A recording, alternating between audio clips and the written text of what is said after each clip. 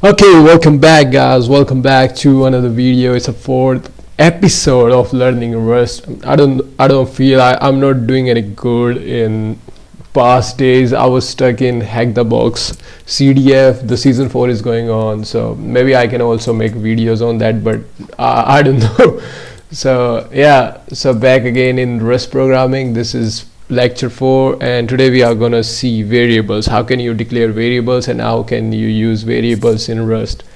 So we have this, and we are gonna use cargo from now on. So let's cargo new and var. So that is for variables. I'll use that. So let's go there, find our main file, which is in source. Let's go here. Here is our main file. So we can, okay, now we have to declare variables. Everyone from the background of C or any programming language know how to do that. So let's go. In Rust we use let. So let a, I will go with simple one, a, and it's just integer 5.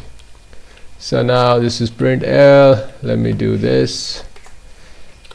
The value of a is today. Okay, so now a, and that's it. Let also take let. Okay, maybe I can maximize it a little bit so you can see, and I can also see though I doesn't wear specs now. So let b, and hey, that's cool.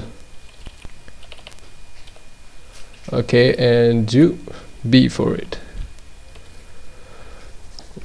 Okay, yeah, I can also show you like why I'm using this. Then okay, cargo build or cargo run. Just do cargo run here. Okay, now we have warning. And why is that? We also have our answer and why we have warning. So we are going to understand this. So that's why I love Rust. I'm going so excited in this, but okay. Let b equals to 6. Okay, let me open this here in our code. So main.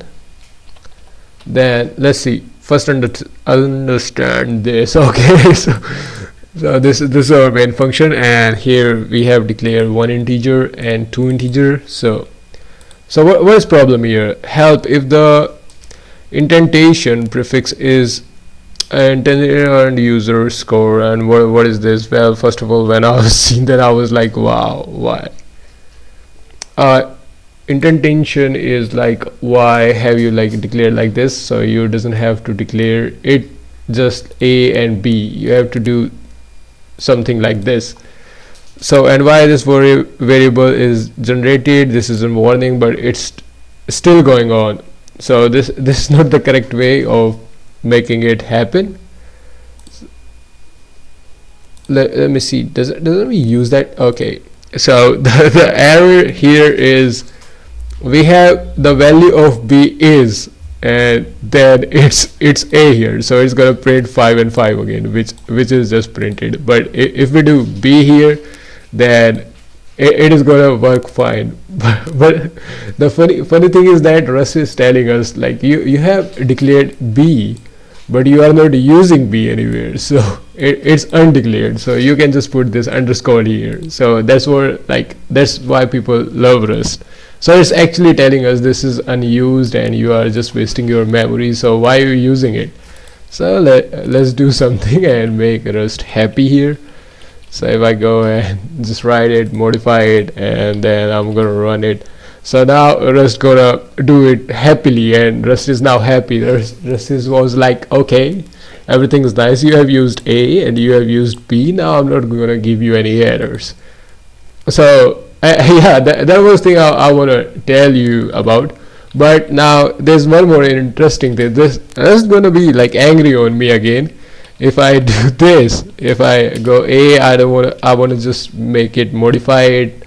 So I'm gonna reassign it, and then if I go, okay, let me put this from here, and I will take it from here and let's put it here. So equals 7, and let's write it.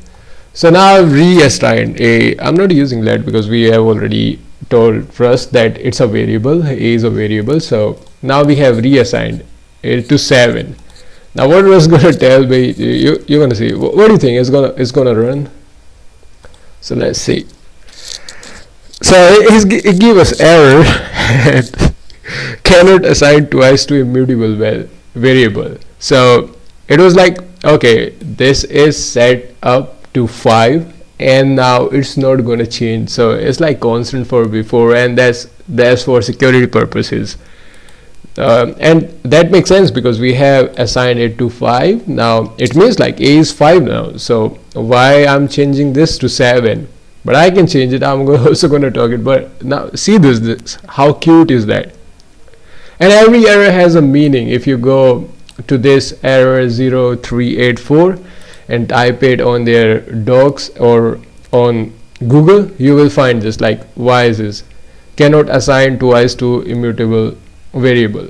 So maybe those programmers also know this, they have learned this. I don't know, I've only talked them for a few times and they are so nerds. Some of them like watch anime too much, but okay, so that's it. But what I can do, so if I want to just change it, what I can do, I can just put this mutable here, mut, and then it's work fine. Now Rust is happy again. So if I'm gonna run it, it's gonna run and cannot assign. it doesn't compile. What was that? So let me see this.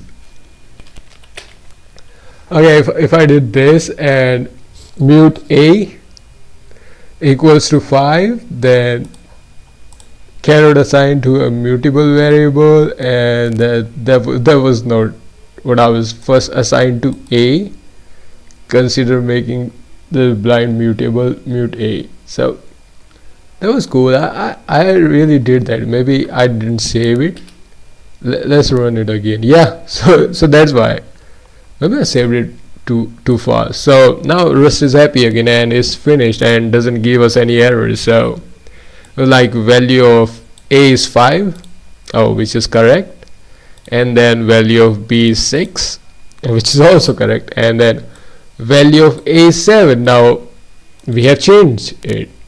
So you're going to see this, like why people are moving to Rust and why it's so secure. Now let's take another examples. Let's take string. So for that, let's also take let. Let's take let. Wow. So let name equals to free. I'm so happy, like, after making this type of videos. So now let me print my name here. It makes sense if I just print it here. There's my name, so it's wanna be on top. My name is what is my name though? Okay, my name is name, which is cool. So let's go, let's save it, and this time don't want to save it so fast, and there you go. Okay, my name is Frey, and then this, and if you want to change your name again, then you can also do this. Just have a mutable e, and then you are easy to go. Now you can also use floats, and if you go in deep, there are many data types, and you will be like, wow, what a world of programming. But we are gonna make it simple, and that's where we are gonna end this lecture. So that's lecture 4, 0x04. Why I call this, because maybe I was reading that hacking the art of exploitation, so it also have this kind of chapter like 0x01, so I love this. So maybe I also want to numbers my videos and everything by that sense. And yeah, we are doing nothing. I'm just doing like 100 days of CTF. I'm telling you this. Okay, so that's it. Maybe I can just tell you something else here. No, we are gonna add variables, and we are gonna talk about variables in 5th lecture 2. Just remind me, otherwise I'm gonna talk about constant, because constant is also so important in programming.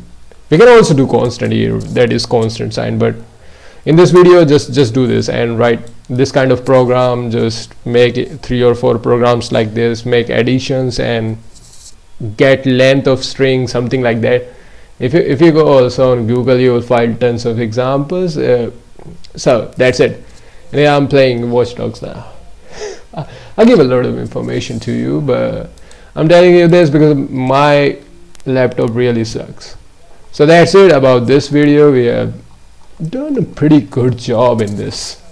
So I will see you on the 5th one.